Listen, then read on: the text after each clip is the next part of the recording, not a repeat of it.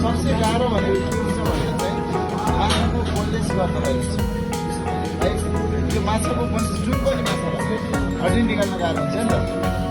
हड्डी निकाल्दाखेरि यो सुरुको यो एउटा के भन्छ यसलाई पहेटा हुन्छ नि फिन, यो फिनदेखि यति भागमा चाहिँ तपाईँको हड्डी मोटो हुन्छ।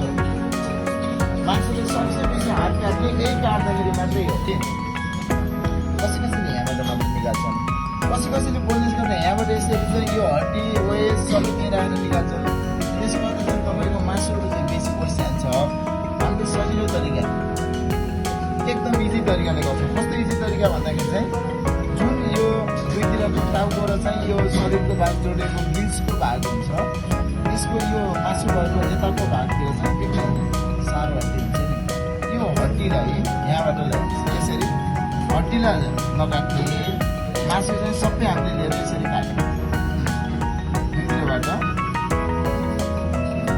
यसरी। अनि यो टाउको छ नि यति भाँचिने मान्छे काट्यो नि काट्यो, तर यसरी हान्दाखेरि चाहिँ सानो चक्कुले नहाल्नु सबैको चक्कु है आएर जान सक्छ। मनिर हालेर हान्छ सजिलो। टाउको मन पर्दैन भनेर यसो खाँदा हुन्छ तपाईँ स्टाफ। अब यसको यो जुन यहाँ भाग छ नि हाम्रो यसरी काट्यो, यसको सेन्टर भन्दै यहाँ छ। अब यतापट्टि करेन्ट छ, यतापट्टि करेन्ट छ, यतापट्टि मासु छ। अब हामीले चाहिँ के गर्नु पऱ्यो त, करेन्ट पनि खानु पऱ्यो, छाला पनि खानु पऱ्यो, हड्डी पनि खानु पऱ्यो, मासु मात्र राख्नु पऱ्यो। यो काट्दाखेरि यो सेन्टरको हड्डी छ नि यो हड्डीलाई चिर्न सकिँदैन हो।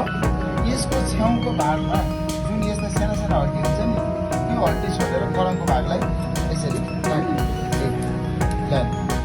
काट्दाखेरि यो छ नि यहाँ देख्नु भएको छ, यो बिचको हड्डीमा चाहिँ चोखो धार दबाउनु पऱ्यो। मासुले चाहिँ सबै निकाल्नु पऱ्यो, हड्डीलाई छोड्नु पऱ्यो। ल अब यति भाग काट्न गाह्रो हुन्छ, हात काट्छ भनेर मैले भनेको छु नि, त्यसलाई यसरी चाहिँ यहाँसम्म यति आउँदा सकिन्छ। ल यो भागको मासु अलिअलि त बच्छ तर चाहिँ सबै बच्दैन। अब त्यसलाई हामी के गर्छौँ, हड्डी त्यही छोड्छौँ। ल यसरी हड्डीको यो सँग चाहिँ चोखो धार दब्रियो, चोखो धारसँग हाम्रो हात पनि त्यही ठाउँमा हुनुपर्छ। यो हात चाहिँ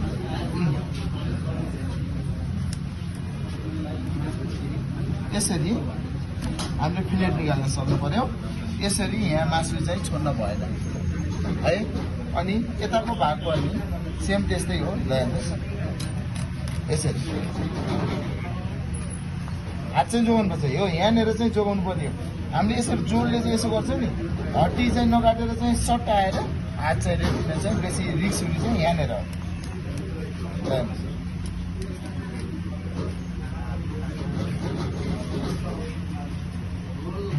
यतिसक्यो। यसमा के बच्यो त, केही बच्छ त यसमा? यसमा अलिकति हड्डीसितको मासु बच्छ, यो केही पनि बच्दैन हो। अब यस्तो भएपछि अनि यसलाई पनि निकाल्ने तरिका छ। कुनै यस पनि ल्याउनुहोस् त, अनि म यसरी गर्न सिकाउँछु।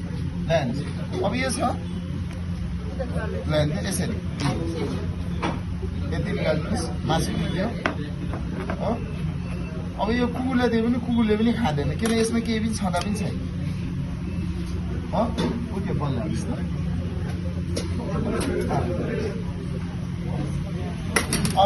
अब रह्यो हाम्रो सेकेन्ड काम के छ त, अर्को काम। अब रिब्स आउट छ, हड्डी हुन्छ, रिब्स हुन्छ, रिब्स छ, गरम हुन्छ, मसिनो हुन्छ। अब निकाल्दाखेरि यसरी काट्यो भने अलिकति मासु बेसी गयो। जुनको नि काट्दा तपाईँको अझ सालमन कस्तो हुन्छ, सालमनको यति मात्र थोरै मात्र हुन्छ तर टर्निङ गरेको हुन्छ। टर्न यसरी टर्न गरेको हुन्छ। ल हेर्नुहोस् यो करङ हिँडेको भएको यो टर्न हुन्छ, उसको यहाँसम्म हुन्छ, सालमनको यति मात्र हुन्छ, सट्टै निकाल्ने। हामीले यसको फ्याटी पार्ट खाँदैनौँ, सालमनको फ्याटी पार्ट पनि खान्छ हो। तपाईँको रोही चुसी अथवा रोही निग्री भनेर उनीहरूले चाहिँ यो भागको फ्याटी, यो भागको स्किनेस हुँदैन, यसैलाई चाहिँ बोसो खान्छ उनीहरूले चाहिँ सालमन उनीहरूको। तर हामीले त यसो त खाने कुरा भएन।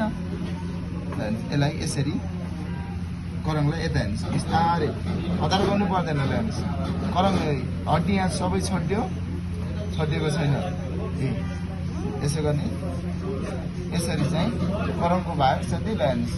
करङ यहाँ सबै आयो, धेरै हुँदैन, यसको 8, 12 बन्दोला मात्रै हुन्छ। यसको 1, 2, 3, 4, 5, 6, 7, 8, 9, 10, 11, 12वटा छ यसको।